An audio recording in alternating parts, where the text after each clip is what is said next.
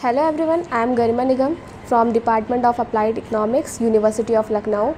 I am going to tell you about the Baumol's theory, demand for money. Baumol's approach is also known as inventory approach. Baumol's basically consideration about the transaction demand for money. This theory developed by the economist William Baumol in 1952. This theory is based on the idea that individual and firm manage their money holding in a way similar to managing inventories. Inventories का मतलब होता है the stock of money that individual or business firm decide to keep for transactions. हम यहाँ पे example लेते हैं. For example एक पर्सन की सैलरी जो है वो 12,000 रुपीज़ पर मंथ है जो 1 जैन को उससे रिसीव होती है. 1 जैन को उसके बैंक में रिसीव होती है. अब वो उस पर बेस्ड अब उस पर्सन पे बेस्ड है कि वो पूरी की पूरी अमाउंट अकाउंट से निकाल के ट्रांजेक्शन्स के लिए यूज़ करे या फिर वो कुछ परसेंट अमाउंट निकाले और कुछ परसेंट अमाउंट अपने बैंक में रख दे. वहीं पे हम बात करते हैं कि अगर एक पर्सन सपोज़ एक एवरेज कॉस्ट निकालता है, 12,000 को डिवाइड करता है 2 पार्ट्स में, 6,000 15 डेज़ के लिए, 6,000 15 डेज़ के लिए. लेट सपोज़ वो 15 डेज़ के लिए 6,000 निकालता है और अपने ट्रांजैक्शन पर्पस के लिए यूज़ करता है, मतलब अपने खर्चों के लिए यूज़ करता है, और 15,000 उससे 16,000 15 डेज़ के लिए अकाउंट में रखता है. तो जो 6,000 15 डेज़ के लिए अपने अकाउंट में रखता है उस पर उसको कुछ रेट ऑफ इंटरेस्ट रिसीव होता है जिसे हम लोग अपॉर्चुनिटी कॉस्ट कहते हैं. बाउमोल्स ने बोला कि आप उस 15,000 को अपने सेविंग अकाउंट या फिर बॉन्ड्स के फॉर्म में या फिर एफडी के फॉर्म में रख कर कुछ रेट ऑफ इंटरेस्ट रिसीव कर सकते हैं. बट बाउमोल्स ने यहाँ पे ये भी बोला कि जो बॉन्ड्स हैं वो बहुत ही ज़्यादा रिस्की हैं, तो बॉन्ड्स के पे इन्वेस्ट करने की बजाय आप सेविंग अकाउंट में कुछ पैसे होल्ड करके रखें या फिर एफडी के फॉर्म में रखें. वहीं बाउमोल्स ने बोला अगर आप ज़्यादा कैश अपने पास होल्ड करके रखते हैं तो आपको रेट ऑफ इंटरेस्ट कम मिलेगा जिससे आप अपनी अपॉर्चुनिटी कॉस्ट को खो देंगे. उन्होंने ट्रांजैक्शन कॉस्ट के लिए एक फॉर्मूला दिया था, transaction cost is equals to income divide by cash withdrawal.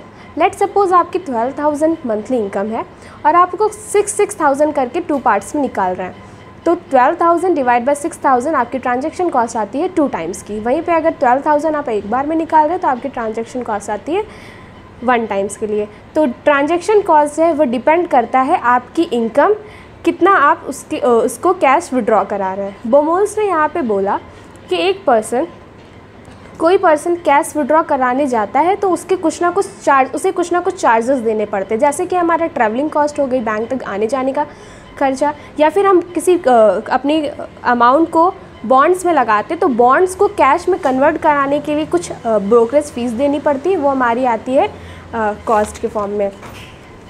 बाउमोल्स ने बोला कि किसी भी कैश होल्ड करने के 2 तरीके होते हैं. पहला होता है अपॉर्चुनिटी कैश कॉस्ट और दूसरा हमारा होता है transaction cost. Opportunity cost basically ये होता है कि जितना ज़्यादा हम कैश अपने पास रखेंगे होल्ड करके, जितना कम अमाउंट हम अपने अकाउंट में रखेंगे, हमें रेट ऑफ इंटरेस्ट उतना ही कम मिलेगा और हमारी अपॉर्चुनिटी कॉस्ट हम खो देंगे. वहीं जितना कम हम कैश अपने पास होल्ड करके रखते हैं उतना ही ज़्यादा हमें रेट ऑफ इंटरेस्ट मिलेगा और हमारी अपॉर्चुनिटी कॉस्ट उतनी ही हाई होगी.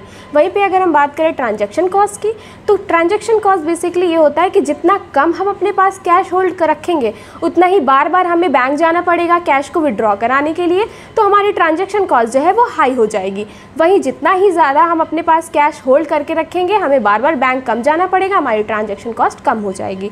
अपॉर्चुनिटी कॉस्ट की बात करें तो जो वो रेट ऑफ इंटरेस्ट होता है जो हम खो देंगे अपने पास ज़्यादा कैश रखने की वजह से. और ट्रांजैक्शन कॉस्ट की बात करें तो cost to convert asset into cash, मतलब कि अगर हम बॉन्ड्स को कैश में कन्वर्ट कराते तो हमें कुछ ब्रोकरेज फीस देनी पड़ती है, बैंक तक जाने का कुछ कन्वेंस देना पड़ता है, वो होती है हमारी ट्रांजैक्शन कॉस्ट. अकॉर्डिंग टू बाउमोल्स उनको ये बहुत इन ट्रांजैक्शन और अपॉर्चुनिटी कॉस्ट से बहुत ही ज़्यादा कॉन्फ्लिक्ट होता है कि हम कितना ऑप्टिमम बैलेंस होल्ड करके रखें जिससे हमारी अपॉर्चुनिटी कॉस्ट और ट्रांजैक्शन कॉस्ट मिनिमाइज हो सके, जिसके लिए उन्होंने फॉर्मूला दिया था C is equals to 2BT upon में I. जो हमारा C था वो अपॉर्चुनिटी वो हमें ऑप्टिमम विड्रॉवल ऑफ कैश को बताता था. वहीं पे जो B था वो कन्वर्टिंग कॉस्ट को डिफाइन करता था कि हम अपने कैश और बॉन्ड्स और एसेट को कैश में कन्वर्ट कराने में कितना मतलब हमें देना पड़ रहा है. और T जो डिफाइन करता था वो total transaction in a period को डिफाइन करता था. I जो तो हमारा था वो रेट ऑफ इंटरेस्ट था. बाउमोल्स ने बोला कि ट्रांजैक्शन डिमांड भी रेट ऑफ इंटरेस्ट पे डिपेंड करती है, बट वहीं कीन्स ने कहा था कि जो ट्रांजैक्शन डिमांड है वो सिर्फ और सिर्फ इनकम पे डिपेंड करती है। स्पेकुलेटिव डिमांड जो हमारी है वो रेट ऑफ इंटरेस्ट पे डिपेंड करती थी। Unlike Keynes, Baumol's and Tobin said that transaction demand for money also depends on the rate of interest. So उन्होंने एक स्क्वायर रूट फॉर्मूला दिया था जो कि था C =